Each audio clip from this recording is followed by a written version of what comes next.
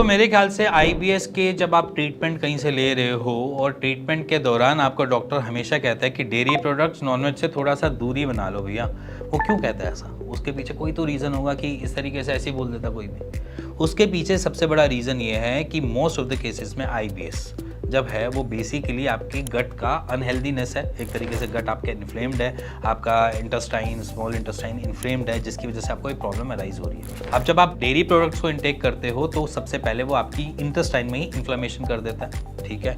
दूसरा, आपका जो डेयरी प्रोडक्ट्स है वो बेसिकली बहुत सारे लैक्टोज कैरी करते हैं और मोस्ट ऑफ द केसेस में हम देखते हैं कि हमारा शरीर लैक्टोज को हमेशा पचाने के लिए नहीं बना हुआ, जिसकी वजह से हमें दिक्कत आती है, ठीक है। इसी के साथ अब आईबीएस जो है वो एक तरीके से ऑटोइम्यून डिसऑर्डर के कैटेगरी में भी है, ठीक है।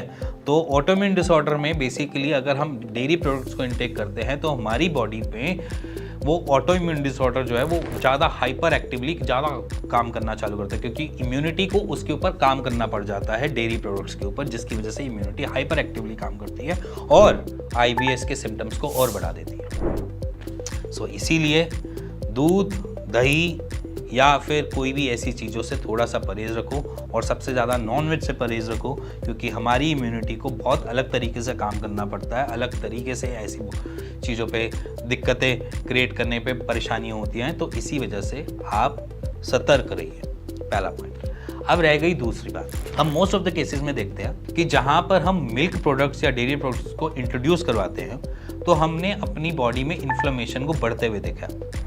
इन्फ्लेमेशन को बढ़ते हुए मतलब कि हमने अपनी सूजन बढ़ते हुए देखी है शरीर की। ये एक, मैं नहीं कह रहा, एक स्टडीज़ है, चाहे आप पढ़ सकते हो कहीं पे भी।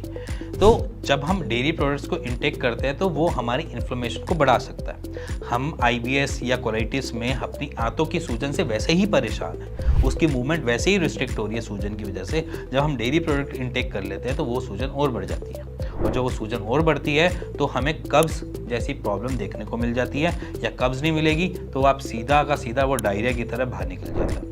और जब हम ऐसी दूध वाली चीज़ें जब इंटेक करते हैं तो उसके बाद हम और ज़्यादा कॉम्प्लेक्सिटीज़ में फंस जाते हैं, क्योंकि जब तक वो फ्लश आउट नहीं होगा तब तक वो आपको दिक्कत देता रहेगा।